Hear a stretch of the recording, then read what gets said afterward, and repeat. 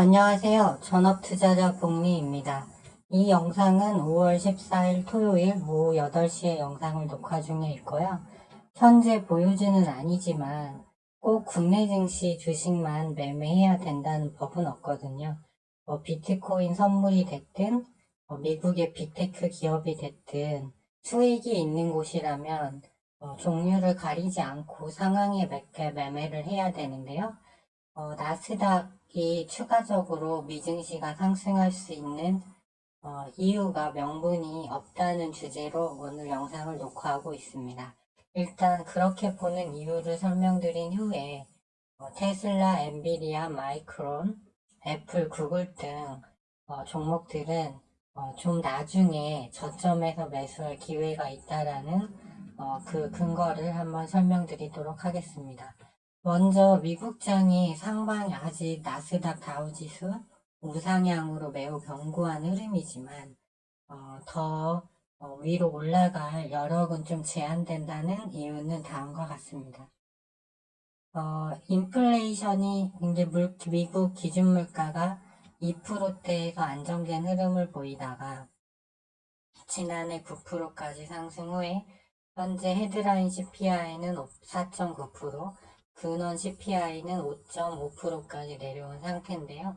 그 원인이 무엇인가를 일단 알아봐야 되는데 시장에는 현재 두 가지가 이유로 결론이 되고 있어요. 첫 번째는 오일 쇼크나 코로나 때처럼 러시아 우크라이나 전쟁을 통해서 석유 등 원자재 가격이 상승해서 인플레이션이 발생했다는 원인이 한 가지가 있고요. 또 다른 하나는 시중의 통화량이 증가하면 필연적으로 인플레이션은 올 수밖에 없다라는 이론이 있습니다.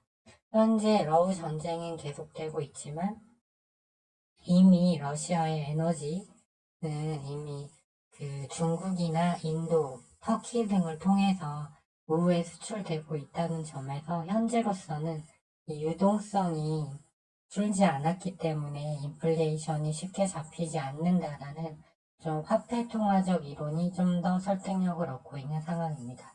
잘 보시면 원래 이런 식으로 화폐 통화량이 M2 통화량이 정상적으로 증가했다면 이 점선 화살표를 따라갔어야 했는데 코로나가 발생하고 나서 기하급수적으로 돈을 풀었죠. 심지어 2008년 금융위기 때보다도 훨씬 더 많은 기울기가 다르죠. 엄청난 돈을 풀어서 현재 좀 회수는 되고 있지만 아직 그 갭이 높은 상황입니다. 그리고 최근에 보면 미국의 부채 한도 상향 협상, 그다음에 은행권 부실화 문제, 여러 문제가 지목되고 있지만 이 모든 거의 핵심은 결국 물가입니다. 물가에 따라서 미국 기준금리 결정도 책정이 되고 채권시장, 통화시장 모든 것이 다 물가 추이를 따라가기 때문에 올 한 해 증시는 물가 추이만 확인하면 되는데요. 보시면 이것이 그 헤드라인 CPI 통계치입니다. 1970년부터 2023년 현재까지를 나타내고 있는데요.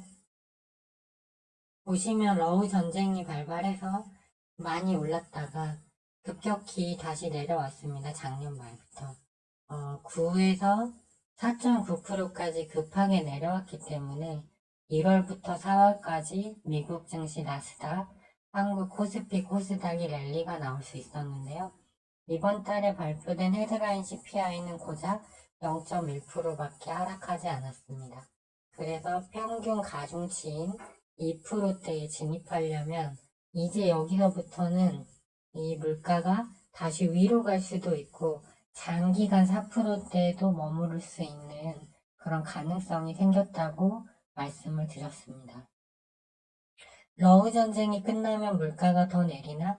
그렇진 않다고 보고 있습니다. 왜냐하면 이미 러시아의 에너지원은 우회 통로를 통해서 다 수출이 되고 있기 때문이고요. 그러면 유럽은 충분히 에너지 공급망을 다변화했는가라는 질문을 할 수 있는데요. 여전히 유럽의 물가는 8%대로 유지하고 있죠. 물론 러시아 수입원을 대체하고는 있지만 충분하지 않다고 보고 있고요. 대체 에너지로 화석연료 대체가 가능한가는 이거는 불가하다는 게 이미 에너지 공급원에서 나와 있습니다. 그리고 이 헤드라인 CPI가 많이 내려온 이유는 곡물가와 천연가스, 원유 가격이 작년보다 많이 내려왔기 때문인데요. 유럽에서 겨울철에 이번에 이상기후로 인해서 날씨가 너무 따뜻해서 현재 네덜란드 천연가스 가격은 연중 최저치를 머물고 있고 유가도 국제유가도 70불대에 머무르고 있고 경기 침체 우려 때문에 더 오르지 않고 있습니다. 그것이 반영된 게 4.9%입니다, 현재. 그런데 곡물가, 밀 소매 가격도 거의 연중 최저치 가격이죠. 그런데 지금 현재 엘니뇨 현상 이상기후로 인해서 세계 곡창지대, 주요 곡창지대의 곡물 수확량이 감소가 전망되고 있고 유럽의 빵바구니인 그 우크라이나 같은 경우도 지뢰 때문에 파종 면적의 30%가 40%가 감소했죠. 그리고 만일 2023년 겨울이 다시 추워진다면 어떻게 될까요? 지금 러우 전쟁은 올해 말 아니면 내년까지 이어진다고 지금 보고 있거든요. 그렇기 때문에 이 헤드라인 CPI에서 중요한 곡물가와 에너지 가격이 언제든지 변동될 수 있다는 리스크를 갖고 있고요. 또 하나는 미국, 유럽 등이 중국을 배제한 글로벌 공급망을 재편함에 따라 이에 따른 비용 상승 효과가 발생하고 있습니다. 그래서 이 물가가 작년 말부터 급격히 내려왔기 때문에 증시 랠리가 나온 거고요. 이제 여기서부터 하락률이 정체된다면 증시는 상승 에너지를 잃게 된다고 보고 있습니다. 그리고 무엇보다 미국의 근원 CPI가 더 문제인데요. 이것은 에너지와 식료품을 제외한 건데 5개월 동안 고작 0.2%밖에 하락하지 않았습니다. 연준에서는 이 근원 CPI를 매우 주목하고 있는데요. 그 이유는 자산 시장이 좋으면 소위 말하는 주식 시장, 가상화폐 시장, 비트코인 시장, 즉 주식이 오르면 경기 침체가 오기 어렵습니다. 왜 그러냐면 가처분 소득이 많이 생기기 때문이죠. 그리고 미국 내부적인 문제도 있는데요. 대규모 퇴직이 코로나 시기에 있었고 또 이민 정책이 제한되면서 미국 내에 일을 할 수 있는 사람의 수가 절대적으로 부족해지게 됐습니다. 그래서 시간당 임금 등이 많이 내려오지 않고 있는 것이고요. 실업률 또한 3.4%로 완전 고용 수준입니다.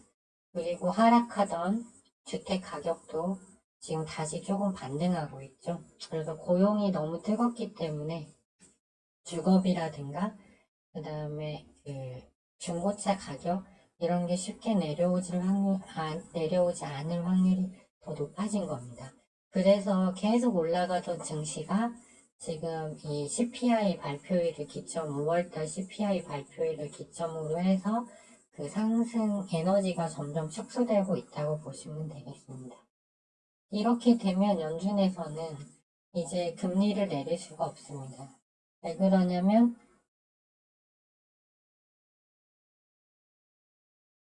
이게 미국 기준금리 움직임을 표시한 장기 그래프인데요. 1955년도부터 현재까지인데 이때 오일 쇼크 때 아서번지가 금리를 올리다가 지금처럼 물가가 좀 꺾이는 걸 보고 기준금리를 내렸다가 다시 물가가 리바운드가 크게 즉 폭등하는 현상이 나오면서 결국은 폴 펄커가 무자비하게 금리를 19% 가까이 올리고 나서 큰 경기 침체가 오고 나서야 물가가 잡혔습니다. 근데 현재는 그 어느 때보다 가파른 기울기로 5.25%까지 미국 기준금리가 올라와 있는데 연준은 연내 금리 인하는 없다고 말하고 있는데 시장은 연내 금리 인하를 기대하면서 미리 움직인 측면이 강하다고 생각하고 있습니다. 만일 금리를 여기까지 올렸는데 물가가 잡히지 않는다면 연준에서는 금리를 더 올릴 수밖에 없어요.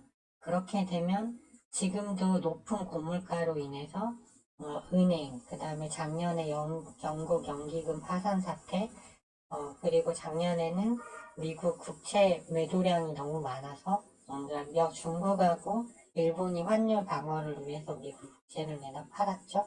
그래서 긴축 국면임에도 그때 채권 매입을 재무부가 고려를 했었거든요. 그래서 연준은 사실상 방법이 없습니다. 물가가 다시 올라가면 결국 이것은 파국으로 갈 수밖에 없거든요. 그렇기 때문에 제가 봤을 때 6월 달에 발표되는 물가지수가 크게 하락하는 시그널이 나오지 않는다면 증시는 올라갈 수 없다고 보고 있고요. 그래서인지 나스닥 시총 상위주, 오늘 제가 차트 분석을 해드릴 엔비디아, 애플, 구글 이런 종목에 매수세가 쏠리면서 당연히 시총이 크니까 나스닥과 다우지수는 강세지만 8, 90%의 나머지 종목은 올라가지 못하는 흐름이 나오고 있죠. 과연 이게 대대 상승을 위한 조건이 맞는가? 라고 한번 의문을 가져야 하겠고요.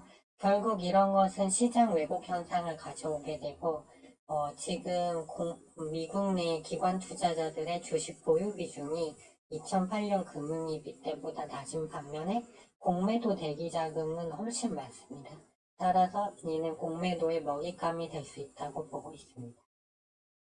보시면 이거는 독일 증시인데 이미 정고점에 왔고요. 다우지수도 거의 정고점 근방에 와 있습니다. 현재 기업 실적이 둔화되고 물가 추이는 불안정하고 소비는 둔화되고 있는데 여기서 이거를 더 뚫고 올라갈 명분이 있을까라는 생각을 해봅니다.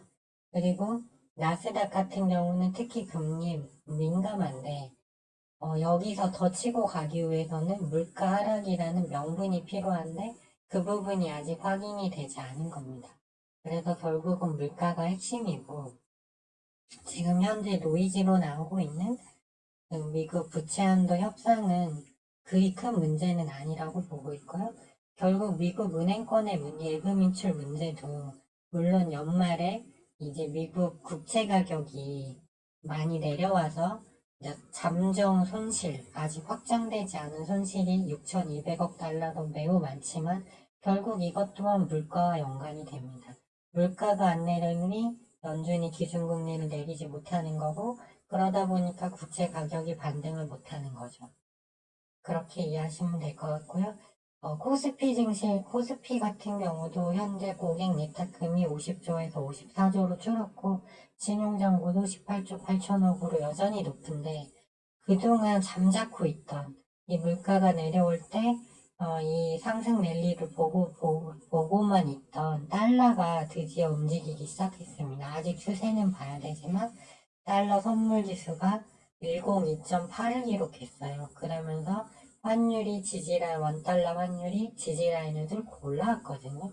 그래서인지 코스닥은 계속 매도하고 코스피는 팔지 않았던 외국인이 이번 주 금요일부터 2,500억 매도가 나왔고 국내 증시 흐름도 매우 좋지 않습니다. 그렇기 때문에 나스닥이 못 오르면 국내 증시도 상승할 수가 없죠. 그러나 나스닥도 여기서는 더 치고 가기 어렵다라는 그런 말씀을 지금 현재 드리고 있습니다. 그러면 차트를 한번 볼까요? 나스닥 월간 차트입니다. 보면 21선이 위에서 내리 누르면서 저항대 역할을 하고 있는데 위로는 2.39% 정도 오르면 바로 저항대에 도달하게 되고요. 여기를 돌파하기 위해서는 이 3월보다 더 많은 거래량을 터뜨리면서 이걸 뚫어줘야 되는데 그럴 명분이 없다. 왜? 물가 하락폭이 정체했기 때문입니다. 물론 일봉상으로 보면 위에서 올라가는 그림이지만 이 돌파 못했던 이 저항 라인에서 금요일날 소폭 밀렸습니다. 이렇게 차트를 일단 보시면 되겠고요. 그다음에 이제 종목들을 한번 보게 되면 분석을 한번 해보겠습니다. 일단 엔비디아부터 보시면 주봉 차트입니다. 주봉상으로 여기 150불 때부터 아주 신나게 올라왔죠. 하지만 여기서 이제 상단 저항점에 위치를 했고 RSI 지표상 과매도 시그널이 두 개나 과매수 즉 과열 시그널이 두 개나 썼어요. 그러면서 거래량은 감소하고 있죠. 여기서 보면 이렇게 과열 신호가 뜨면 주가는 조정을 받기 마련인데 나스닥 상승 명분이 없으니 제가 봤을 때는 이제 여기서부터는 여기 2주 동안 돌파를 못했잖아요. 그래서 이건 내려올 수밖에 없다 이렇게 보고 있고요. 테슬라 같은 경우는 이미 하향 추세입니다. 이 상단 저항 라인을 맞고 계속 내려가고 있고, 차트에서 생명이라고 할 수 있는 이 빨간색 20일 이평선이 위로 돌아가지를 못하고 있어요. 그리고 일목상 음의 구름대가 계속 이렇게 양의 구름대로 전환되지 못하고 있고, 거래량도 줄어들고 있죠. 그렇기 때문에 테슬라는 좀 탄력이 좋아서 저점에서 잘만 잡으면 이런 구간 1월이죠. 이렇게 하면은 좋은데, 테슬라가 이렇게 오른 거는 뭐 테슬라의 실적이라기보다는 이때부터 물가가 내려와서 나스닥이 전체적으로 상승했기 때문에 그 수혜를 받은 건데, 이 종목 같은 경우는 2월 중순, 그다음에 3월 말부터 이미 꺾이기 시작했죠. 그래서 위로는 더 가기 어렵다. 더 낮은 구간을 기다려야 된다라는 말씀을 드리고 싶고요. 마이크론 같은 경우도 음의 구름대에 갇혀서 수평은 잡았지만 위로 가지 못하고 있고, 그 다음에 마이크로소프트도 엔비디아처럼 상당 저항 라인에 왔고, 과매수 시그널 뜨기 직전입니다. 그리고 애플 같은 경우도 역시 상단 저항 라인, 뚫지 못한 상단 저항 라인에 걸쳐 있기 때문에 이렇게 빅테크만 몇 개 종목만으로 나스닥을 계속 끌고 갈 수는 없거든요. 그래서 일단은 지금은 이제 6월 달에 그 6월 10일경에 물가지수가 다시 확인되기 전까지는 각종 노이즈들을 동반하면서 이 나스닥은 아마 이 하단 지지 라인은 지지할 걸로 보여지는데, 이제 예상의 경우에는 이 지점을 깨고 좀 더 내려갈 수 있는 위치다. 그래서 국내 증시도 어렵지만 나스닥도 그리 좋은 나스닥 종목들을 매매하기에는 그렇게 좋은 위치가 아니라고 보고 있습니다. 왜냐하면 가장 중요한 올해 키워드인 물가가 일단은 좀 스티키하게 바로 내려오지 않을 확률이 높고, 그 다음에 차트 분석이나 이런 걸 봐도 상승보다는 일단은 조정 쪽이 좀 더 확률이 높다라는 의견을 드리고 싶습니다. 네, 이상 주말에 알아본 미국 증시 향후 전망하고, 그 다음에 주 투자자들이 많이 매수하는 빅테크 기업 위치를 한번 점검해 봤는데요. 수익이 있다면 어디든 리스크를 감수하고 뛰어드는 게 투자자라고 생각하고 있습니다. 그러니까 꼭 국내 주식에 한정할 필요는 없고요. 비트코인 선물, 그리고 미국 빅테크 기업, 그리고 나스닥 100 선물이 하락할 때 수익을 낼 수 있는 인버스 종목 등을 다양하게 고려해야 된다고 보고 있습니다. 네, 이제 지금까지 시청해 주셔서 감사하고요. 좋아요와 알림 신청, 구독 신청은 영상 제작에 큰 힘이 됩니다.